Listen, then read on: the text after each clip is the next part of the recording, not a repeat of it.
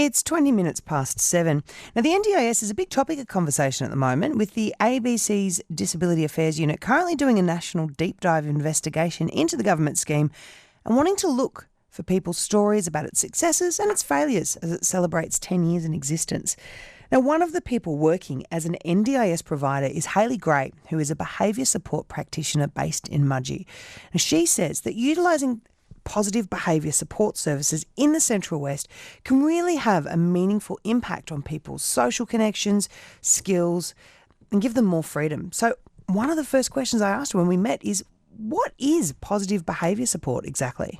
Positive behaviour support really focuses on the individual's needs, often in regards to their specific disability, the way that we can help them overcome some challenges, sometimes around a physical behaviour, or it could be a communication need. And we put some positive strategies in place to help them meet that unmet need. Is it a form of help that has been around for a while, or is it a fairly new concept? I think for a long time that our community has known that positive works better than negative. What the system that we subscribe to at Ability Consultants gives us is the ability to spread that across all environments for the person with a disability. So giving that consistent message, the recommendations and decisions that we make with the individual, with the participant, are based on data that we collect and evidence that we can use to then make really informed decisions so that they're getting a consistent message. Who are the kind of people who can benefit from positive behaviour support?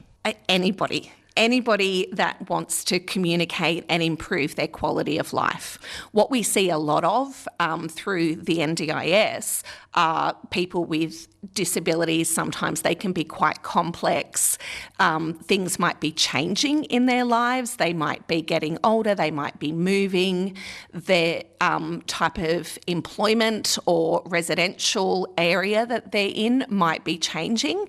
And so we see at those times of adjustment, it often does come to light that they would like to access some positive behaviour support. So it's not just about identifying areas where things might be able to change for the better, but it's about finding people who are going to be able to help implement and encourage those changes. Definitely. One of the main messages through the NDIS is choice and control. So by being able to offer this service, go through this assessment process, keeping the participant right at the centre of all of the decisions and choices means that, it might be identified that we need to vary supports, or an existing support may need to adapt their model to better suit this person's needs. So what are some of the behaviours of concern that might be identified when you're trying to figure out a way to assist someone? They vary so much, just like the individuals that we work with. So we can see behaviours of concern that are perhaps violence towards others or towards themselves, right through to people being so compliant that they're vulnerable and at risk of being coerced.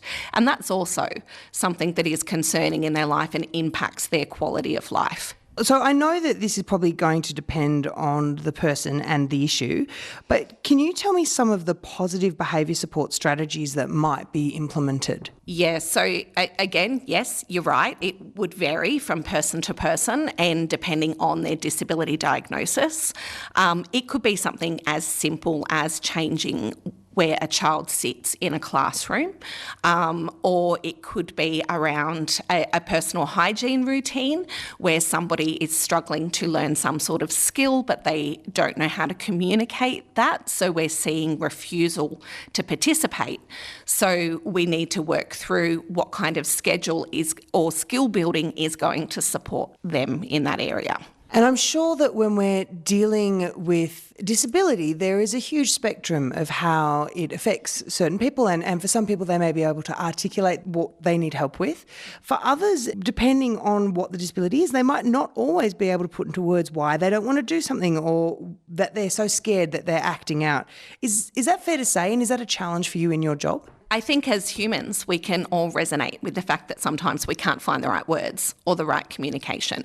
So if we are working with people with an intellectual disability or somebody that has grown up not really being offered real choices, it can be a concept that they do struggle with.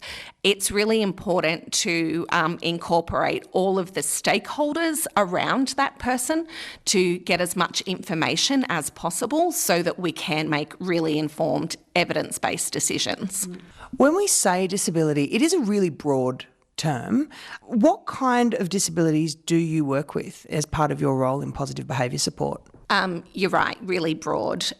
So I work from probably the age of 8 right through to 66, 67 in terms of the age range on my caseload. I work with people that are mobile and not mobile, verbal, non-verbal, and all that come from all different socioeconomic backgrounds as well. What do you love about the work? No 2 days are the same. Is really exciting to me. And the fact that I work within an organisation that has really strong ethics. Even though I work remotely, I always have access to mentoring and supervision and guidance. And I also like the fact that at the end of the day, we are looking out for people and their human rights and making sure that they're getting access to the freedoms that they want and they deserve. At the ABC, our Disability Affairs Unit are doing a national deep dive investigation into the NDIS, and that's the good parts, but it's also issues of fairness and cost, accuracy and suitability. We know that it can be hard to navigate the NDIS, but for people who successfully do, and then they start using your services, what sort of things do you hear from them about that process? We hear a lot of not able to access supports. The providers aren't there. The therapies aren't available. I think living in regional New South Wales, that has really been highlighted. I've worked in the disability industry before NDIS, and now I'm part of the NDIS process. So I would say what I'm hearing in our Central West region is lack of providers to support these people to have the best quality of life that they can. What's your ideal change of situation? Like, what would you immediately like to see implemented that could have a really positive impact on people in the Central West?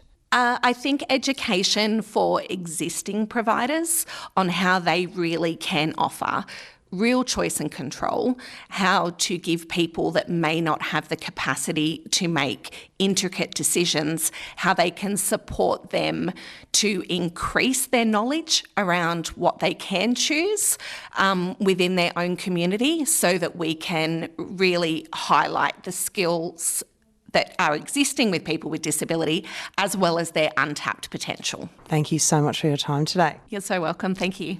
That was Hayley Gray, who is a behaviour support practitioner who is based in Mudgee, talking about her experiences working in the NDIS, amongst other things. We are coming up to local news. After that, we know that recovery continues in many parts of the state from last year's multiple devastating floods. We're going to speak to the Coordinator General of the Federal Government's National Emergency Management Agency, who is in the Central West today.